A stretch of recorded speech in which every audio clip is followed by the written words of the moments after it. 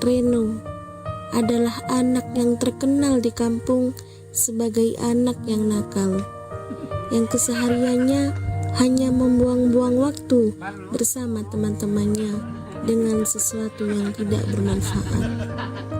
Tak jarang dia selalu pulang larut malam, bahkan tak pulang seharian. Sedangkan ayah Reno hidup dengan kesedihan. Beliau adalah seorang petani yang hanya mengerjakan sawah orang lain. Tak jarang beliau rela menahan rasa lapar demi untuk memenuhi kebutuhan sehari-hari.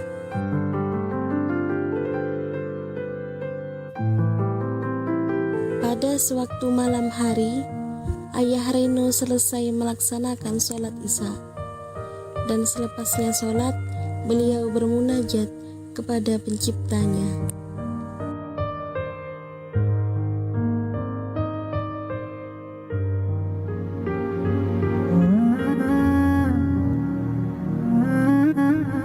Ya Allah, istajib doana ya Allah.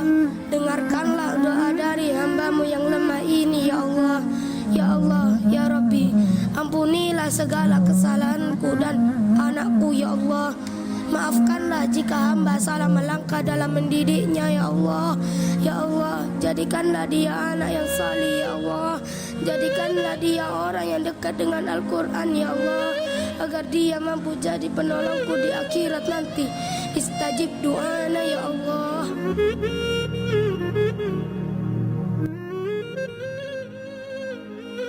Reno, udah pulang nak? Udah sholat belum kamu Reno? Reno, salat dulu Reno. Reno. Apa sih ya? Sholat terus. Dulu waktu mama masih hidup, aku sholat terus ya. 5 waktu, gak pernah aku tinggalkan. Tapi apa? Gak ada yang berubah kan? Mama tetap meninggalkan ya. Mama meninggalkan ya. Sudah gak ada kan? Kita juga tetap miskin kan ya. Kita juga tetap gak punya apa-apa kan ya. Jadi ngapain aku sholat? Buat apa?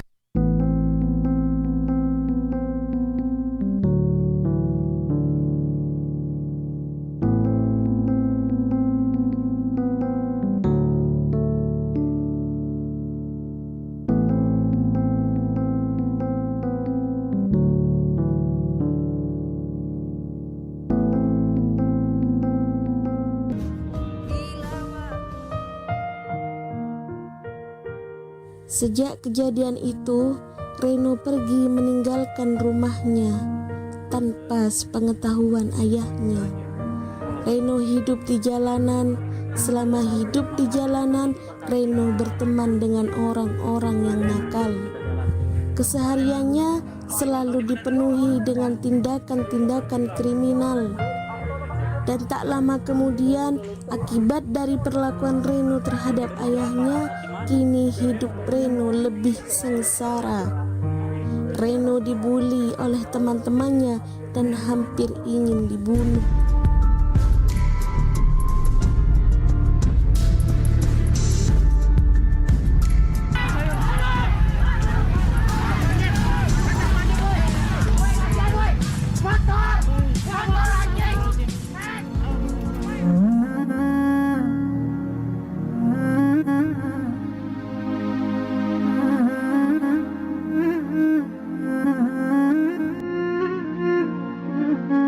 Reno, kemana kamu nak?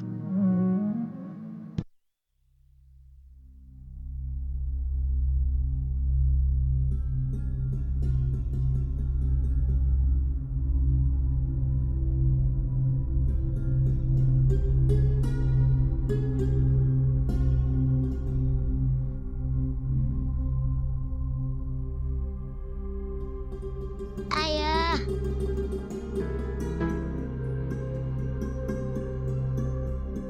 Reno, kamu pulang nak.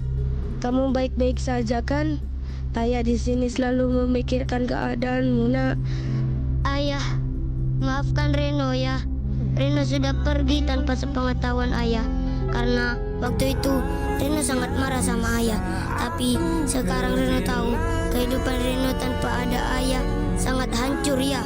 Lihat ya, sekarang ayah lihat badan Reno dipenuhi dengan luka. Reno dibully ya, Reno hampir dibunuh. Saat aku kehilangan.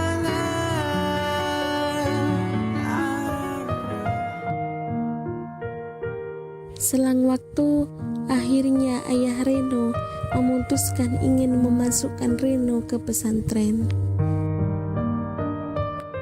Reno, setelah ayah putuskan, kamu harus sekolah dan masuk ke pesantren ya nak.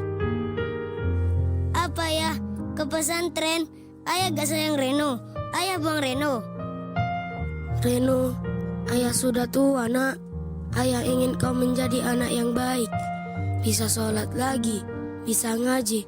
Jika nanti ayah sudah tidak ada, kau bisa menjadi penolong ayah di akhirat nanti nak.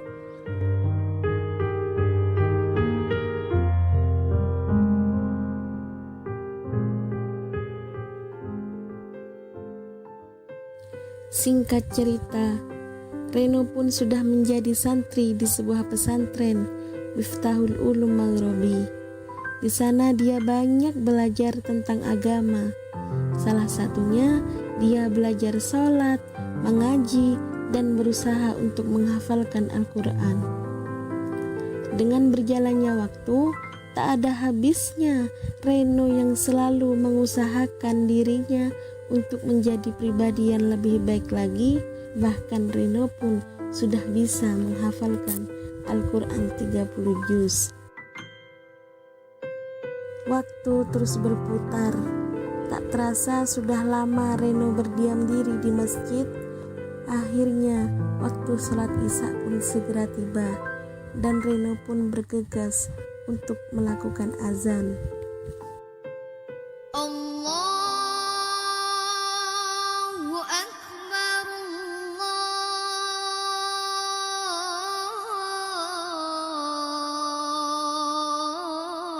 Allahu Akbar.